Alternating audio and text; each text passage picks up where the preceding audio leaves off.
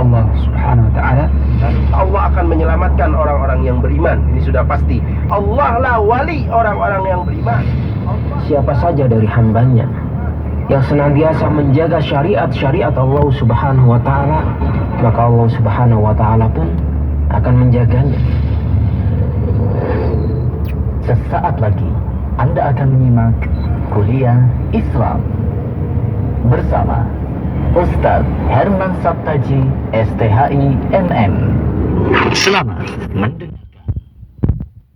Bismillahirrahmanirrahim. Alhamdulillahirabbil alamin wassalatu wassalamu ala Rasulillah wa ala alihi wa ashabihi wa man tabi'ahum bi ihsan ila yaumil qiyamah. Dengan di mana saja Anda berada, segala puji bagi Allah Rabb semesta alam. Kita memujinya atas segala karunia yang Allah Subhanahu wa taala berikan kepada kita. Kita bertaubat dari segala dosa-dosa yang telah kita lakukan. Pada kesempatan kali ini insyaallah taala kita akan kembali melanjutkan kebersamaan kita meraih faedah dari kisah-kisah yang ada di dalam Al-Quran. Mudah-mudahan kisah kita pada kesempatan kali ini menjadi inspirasi, menjadi sebuah sumber ilmu untuk kita bertindak ataupun beramal sebagai bekal kita di dalam menjalani kehidupan dunia ini. Dan memang Allah Subhanahu wa taala khususnya kepada para nabi memerintahkan untuk kita meneladani mereka. Allah firman, "A'udzubillahi minasyaitonirrajim. Fabihudahum muqtadi." Dan dengan petunjuk yang diberikan Allah Subhanahu wa taala kepada mereka, ambillah mereka sebagai teladan. Nah, pada kesempatan kali ini insyaallah taala kita akan membahas ataupun juga menceritakan secara singkat kisah Nabiullah Yunus alaihi salam. Ini adalah sebuah kisah yang memang mungkin terkenal ya, sangat mungkin dari kecil kita sudah mendengar bagaimana kisah Nabi Yunus. Dia dikenal dengan nama Dzannun. Nabi Yunus alaihissalam dikenal dengan nama Dzannun. Ini adalah yang ditelan ikan. Paus. Ya. Baiklah, kita akan mencoba untuk mencuplik beberapa kisah yang disebutkan oleh Allah Subhanahu wa taala di dalam Al-Qur'an Al-Karim tentang kisah Yunus alaihissalam. Yunus alaihissalam bernama asli Yunus bin Matta alaihissalam. Ia adalah salah satu rasul utusan Allah Subhanahu wa taala kepada kaumnya yang ditugaskan untuk menyampaikan dakwah tauhid. Sama seperti yang lainnya, yaitu menyeru agar umatnya hanya menyembah Allah Subhanahu wa taala saja dan meninggalkan sembahan-sembahan yang lain.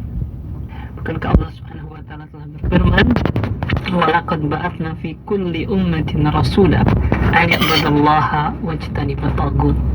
Dan sungguh telah kami utus kepada setiap satu umat itu seorang rasul. An ya'budallah, untuk menyeru sembahlah Allah Subhanahu wa taala saja dan jauhilah takut-takut itu. Inilah Yunus bin Matta alaihissalam. Ia pun adalah seorang rasul. Allah Subhanahu wa taala mengatakan di dalam Quran surat As-Saffat ayat yang ke-139, Allah katakan, "Wa inna Yunusa laminal mursalin." Dan sesungguhnya Yunus itu termasuk salah seorang di antara para rasul. Ya, Yunus alaihissalam diperintahkan untuk mendakwahkan kaumnya. Dan kaumnya itu adalah berada di sebuah perkampungan yang bernama perkampungan Nainawa. Ini adalah suatu wilayah yang merupakan bagian wilayah Mosul atau Irak. Nabi Yunus alaihissalam berdakwah mengajak kepada penduduk kampung tersebut untuk menyembah Allah Subhanahu wa taala saja dan meninggalkan penyembahan kepada selainnya.